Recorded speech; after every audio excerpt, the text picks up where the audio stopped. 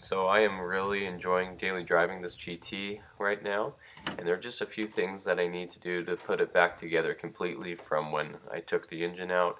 And one of them was this strut tower brace. This is the factory strut tower brace that comes on this generation Mustang. They didn't put these on the new Edge Mustangs, but this is a factory piece and it was ready to put back on the car, so I wanted to clean it up real nice and get it ready to go back on. Uh, there are some factory bolt holes here. You can see this is where it mounts on the strut tower. I left these bolts in here so that I wouldn't lose them. There's two on the back there and some more over here. And so I just took the brace and gently laid it back in the engine bay where it goes after I took the hardware out and reinstalled it. So this will help stiffen up the chassis, and this car seems like it really helps a lot. I do enjoy driving it with this brace on now. I think I really can tell a little bit of a difference there. And so it looks pretty cool too. So I like that these GTs had that. I always thought that was a cool looking piece. So here's the brace all installed now. And while I was working on the car, I noticed there were a couple of things that the other shop had left off the car, and one of them was a ground strap. And I did have this ground strap from my '03 Cobra that I took off when I upgraded, so I went ahead and put that on the car. And I also had this leftover motor mount bolt, and it has the nut to hold on another ground strap, so I reinstalled that because the car did not have that. It had new motor mounts in it with new hardware. So then I went to the shop and I got the old 2-valve out of the car. So this is the engine I just bought for the car and installed myself, but it had a spun bearing, and so I thought it'd be a good time to disassemble it and look it over. The heads were still good, everything on it ran just fine, but it had a light knock when the car would warm up especially. And so I took the cylinder heads off the car and started tearing down the engine, and decided to get as much of it apart as I could so I can see where the damage was. And here you can see I took the connecting rods apart, and the bearings, some of them stuck to the crank, but here you can see this nasty scoring. See, there's a difference in the level here. That is where the knock was coming from. It should be flush like this on both sides. This part right here, you can see how worn down it is on the left side there.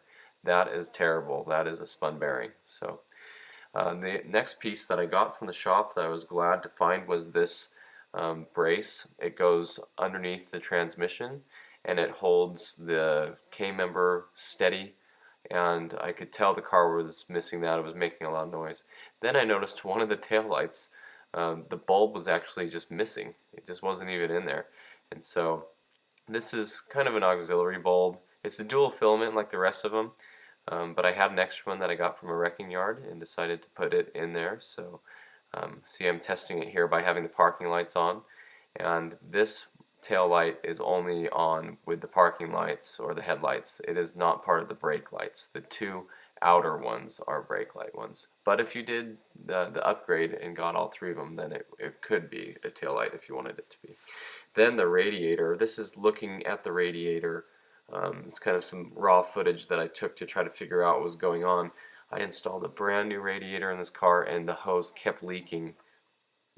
And it's really difficult to tell in this video, but this is the lower radiator hose that the lower hose goes to on the radiator, and the top of it was not perfectly round, and so it was a defect from the factory.